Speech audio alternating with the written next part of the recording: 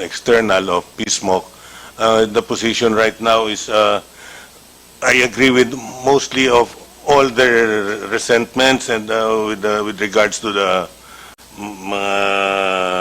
mga bills na they're trying to pass, and the position right now for PSMOC is the shooters, ever since the enactment of the RA 10591,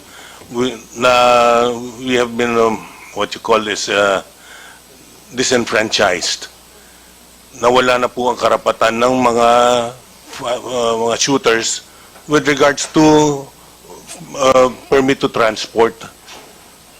Before, we were enjoying permit to transport na mga 6 months, even yung iba nga, mga binibigyan pa ng 1 year na permit to transport to all firing ranges in the Philippines, including practices and competitions. Ngayon, we are merely limited to 5 days for every competition. Wala pang, kung magwa-practice ka, kailangan pang kumuha ng permit to transport ulit. Masyadong nalilimitahan yung galaw ng mga shooters natin, where in fact our shooters also represent the Philippines in world competitions. By limiting our practices and competitions, nahihirapan tayo sumali. But in fact, lately we have been champions in world shoot. Mr. Topacio, saan yun? 1, 2, 3, sila ang tatlong pan-Pilipinas lahat ang nanalo. Australasia ba? We are one of the best shooters in the world. If we restrict our shooters, baka bumaba tayo sa standing natin. Yun lang po ang request ng PSMOC for this time. Mr. Reyes, I would like to disagree with you. Wala pa naman itong mga batas na ito nung nanalo ng 1, 2, 3, di po ba? Wala pa naman eh. It's the present law kung bakit nanalo yung ating mga competitors na sinasabi mo. Why would you say na hindi naman nanalo kung ipapasa natin itong mga bills na ito? What is your basis? Nalilimitahan po yung ibang mga shooters natin. Hindi na natin. nalilimitahan nun. Nanalo na nga sila eh. Ikaw na mismo ang nagsabi eh. Opo. Yung iba po, meron So, ibig mo sabihin, kailangan natin luwagan. Luwagan lang po natin ang Bakit po? Ha? Dahil nalilimitahan po yung mga competitors natin. It's limited by law. Bakit po natin luluwagan? What is your logic behind that? Kasi I cannot concur with your statement as a lawmaker. Because yung iba po, binibigyan lang po ng permit to carry with 500 rounds. Nanalo na nga sila with that eh. Yes, sir. Why do you have to loosen the law? For you to win again? Or to maintain. Maintain lang po natin. Siguro yan. That's why I do not Ilagay lang agree po with your natin. point, Mr. Reyes.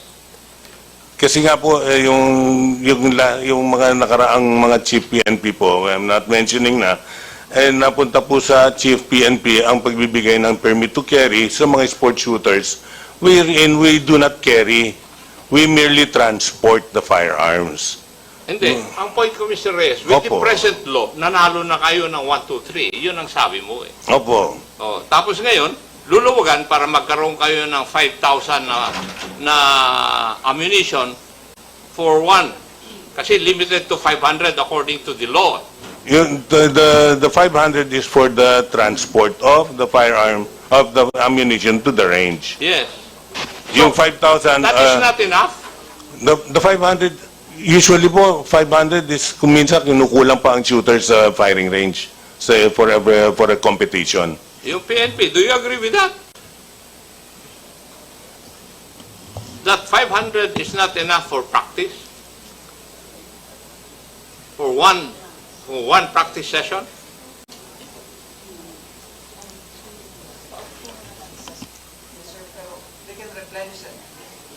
Under the law, they can replenish? Oh, what's the problem? Opo. Wala palang problema eh. So, as sabi ni Chairman Acop, ay we created champions di ba? The best, no? Using the present law. And in this bill, increasing the amount of ammunition, no? Parang hindi natin nabibit yung purpose, di ba? Unless that we wanted to have more champions, no? In different categories.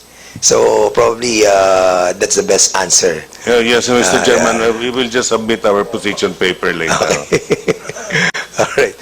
Kasi yun lang yung narrative po ni Chairman Acop that since we have already approved yung law and we created champions at mga magagaling sa buong mundo, palagay ko ay marami pa na maghahangad kung mas marami yung nagagamit nating mga ammunition during practices ng mga associations. Anyway, siguro, Chairman Acop, we will be discussing that thoroughly on the technical working group. Talagang medyo masalimuot tong isyung to. So we will be proceeding to the next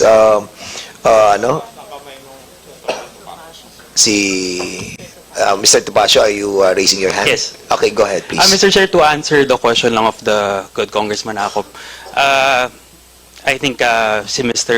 Reyes, hindi niya masyado explain.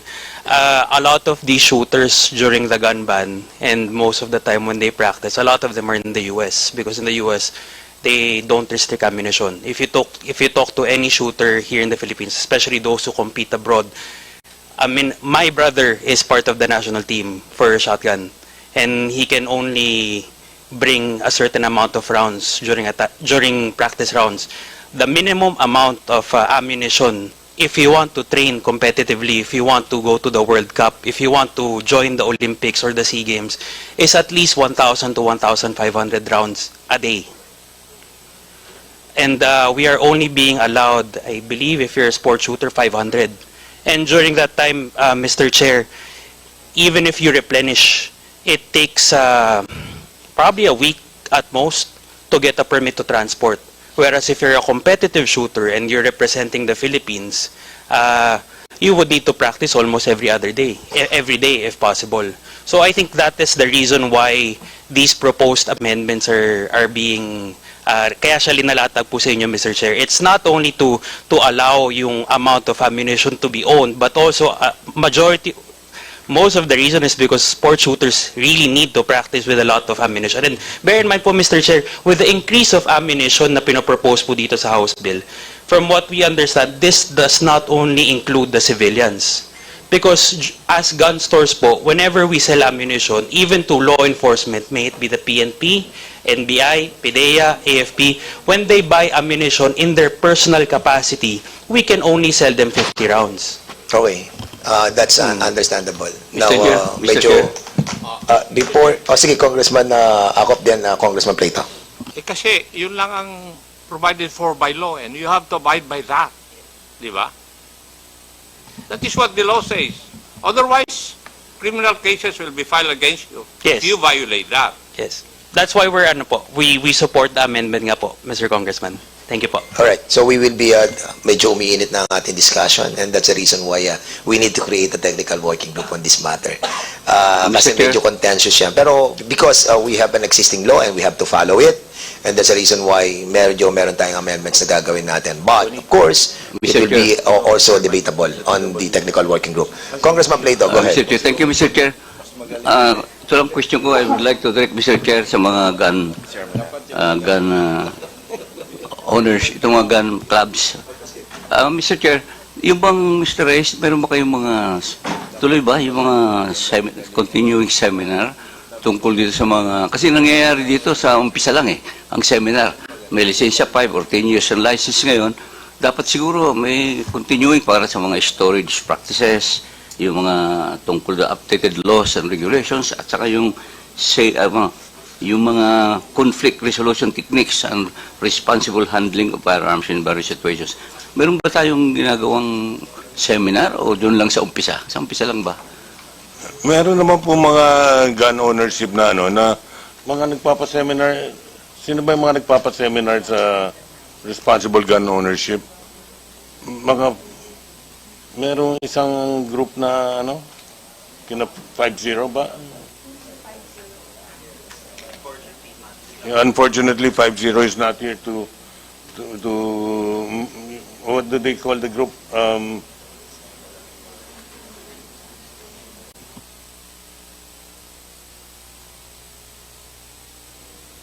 Mr. Chair, may I?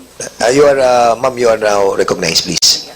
Sir, before one can get a license to own and possess firearm, they have to go through a gun safety seminar. Yeah, of course. However, along the way, many of the firearm dealers and those also who conduct shooting ranges have classes very often, which the enthusiasts are free to join, whether they want to learn more about how to properly shoot or more also on proper maintenance and law, following the law regarding the firearms and ammunition that they have. Okay, thank you, Sir Chair. Okay, salamat po. So we'll be proceeding to the next resource person from Mr. Charles Khalid S. Rico. Nandito po ba siya?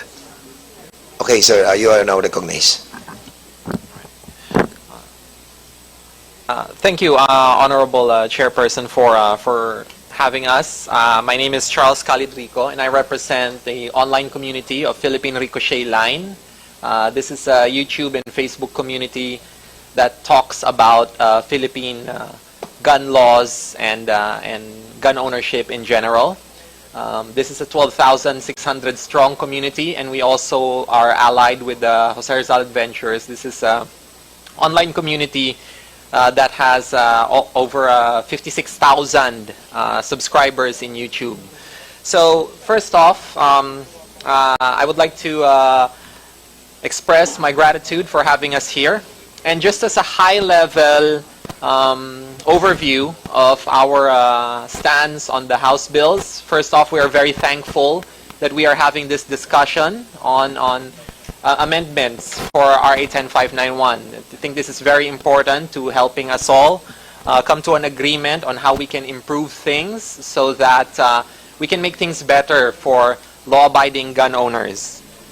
So, first off, I would like to note that there are 3 Senate bills. Just as a high-level feedback on what we have so far. For House Bill 00893, and this is the House bill that that requests, for example, amendments be made to increase the penalties on notification of lost firearms and on notification of address changes. We would like to express our reservations and even opposition to this, and we believe that we want to incentivize reporting of lost firearms and not to penalize it. So if we are to make sure that people report their lost firearms or change in addresses, we want to make it easy for them to report these things and not to punish them for it. This is very important because a lot of fellow Filipinos here, us here in Metro Manila, it's easy to do these reports. But if you're in the provinces, it's very hard. And for OFWs especially, this is also very difficult. So we would like to request that that we do not have these changes, because one thing that we also like to point out is that 100,000 is very excessive. Some firearms only cost 10,000, and then you're penalizing them 100,000 for its loss. So I think that's very unfair. So for the next one, we have House Bill 9718, which in summary limits the ownership of Type 5 licensed gun owners to just 20 firearms, and everything else is to be surrendered to the PNP-FEO. We would also like to express our reservations, even opposition to this bill, to this House bill, because with all due respect to this proposal by Brother Eddie Villanueva, this is practically legalized confiscation of hard-earned property. This is, well, pardon the term, legalized theft, and would be very unfair to people who own more than 20 firearms. For you to just simply surrender it to authorities without any compensation whatsoever. I think that if we are to ever require something like that, there should be compensation at the very least, but even so, if that is the case, where are we going to get the budget for it?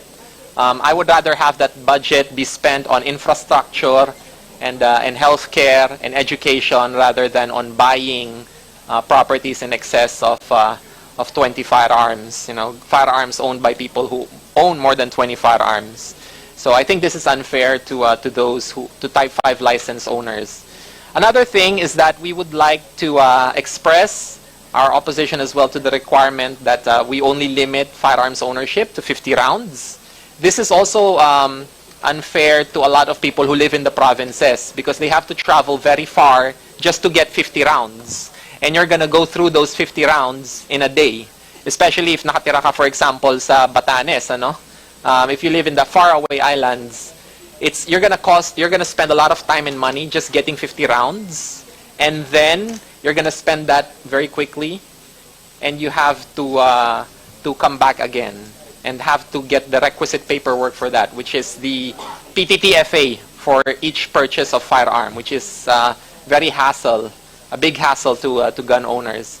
Finally, for House Bill 11141 by Honorable Representative Dan Fernandez, we would like to express our full support to every part of this. This is very helpful to gun owners, and we have already submitted our 3 position papers on each House bill, and we will be more than happy to discuss this in detail in future hearings. So for that, I would like to thank may you, position Honorable paper na Dan sila. Fernandez, for this House bill. It's Asan? very helpful. Okay, thank you so much, There you Mr. Rico. You have submitted to us your position paper. Okay, so we'll be distributing that to the members of this committee, and especially to the members of the technical working group that will be created in a while. So, Mr. Paul Ong Teves, ng Pistolerong Pinoy, you are recognized. Magandang umaga po, Mr. Chair, Honorable Congressmen, mga panauhin at mga resource persons. Una, nagpapasalamat po kami sa pagkakataon na ibinigay niyo po sa amin na nasa gun community na mapakinggan po ang boses ng mga responsible gun owners.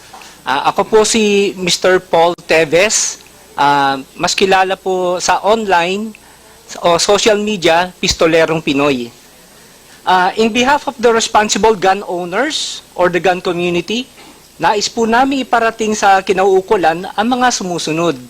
Actually, marami po yung mga proposals na ito eh. Kung i-gather ko po yun, kulang po yung page ng aking ano. So ilan lang po ito sa mga proposals na gusto ko iparating ngayon. Yung iba kasi sinabit ko na po sa aking position paper. Ito lang po yung mga example po ng mga naisip parating ng gun community. Una po, yung validity po ng permit to carry firearm outside the residence o yung PTC FOR. Sa kasalukuyan po kasi nasa 2 taon lang po tayo, 2 years ano po. Ang gusto po namin o proposal po namin, gawin man lang po ito na 5 years. 5 years po, pero sana hindi po yung excess yung fee. Kasi ang nangyari po sa fee natin yung unang taon po, yung dati ang PTC FOR po ay 1 taon nasa 6,200. Nung ginawa pong 2 taon, na double the price po yun. So ang gusto po sana ng gun community, parang sa LTO license po, no, na-extend po siya ng 10 taon, pero yung fee, ganun pa rin po. Sana po mapagbigyan po kami. Number 2 po, yung streamlining po ng requirements para sa pagkuha po ng PTC FOR. Kasi sa pagkuha po ng PTC FOR, kailangan pa po natin ng threat assessment. At sa threat assessment po kasi, selective lang po yung mga exempted sa threat assessment sa pagkuha ng PTC FOR. Sa tingin po ng gun community, lahat naman po tayo ay may threat. Hindi lang po sa bahay. Paglabas po natin, hindi po natin alam kung ano po yung pwede mangyari sa atin. pwede po tayong maging biktima ng crime o mga, alam niyo na po, mga masasamang loob. Sana po, prayers po namin, tanggalin na lang po sana yung threat assessment.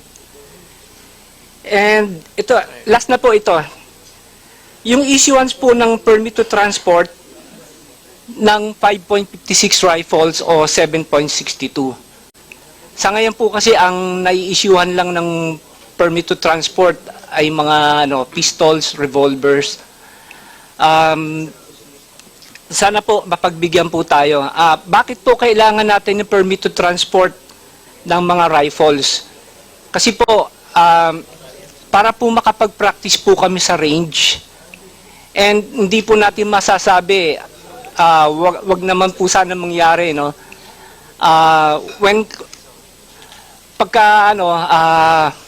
Magkagulo po rito, kami pong mga legal gun owners ay pwede pong maging force multipliers. Kaya po, paano po kami magiging force multipliers kung yung mga rifles po namin ay nakatambay lang po sa bahay o nagiging paperweight lang po, nakadisplay lang po nasa gun cabinet. Sana po mga sir, bigyan po ninyo kaming ng pagkakataon na mailabas po namin ang aming mga rifles upang makapag-practice po kami. Huwag po kayo mag-alala, kami pong mga responsible gun owners ay dumaan po sa mga requirements po ninyo, neuropsych, drug test. Sumunod po kami sa lahat ng mga requirements, patakaran po ng kinauukulan upang makakuha po kami ng LTAP. Sana po it's about time na pagkatiwalaan niyo naman po ang mga responsible gun owners. Huwag niyo po kami pagdudahan o hindi po kami yung kalaban. Sabi nga po nila Ma'am Gina, pare-pareho po tayong galit sa mga loose firearm. Sila po yung nagkokos ng crime, hindi po kami. Mr. At Chair. kung meron man po na meron po man mga responsible gun owners na gumawa ng crime, I think it's about less than 0.1% lang po yun, ayon po sa statistics. Muli po, nagpapasalamat po kami, mga legal gun owners na sa gun community, sa pagkakataon na binigay po niyo sa amin. Mr. Chair. Okay, Congressman, are you done with your, are you done, Apo. Sige, Congressman Busita, please. Mr. Chair, gusto ko lang i-clarify kay Mr. Ong Tevez. Ano po ang basis ninyo para sabihin ninyo lahat tayo may threat?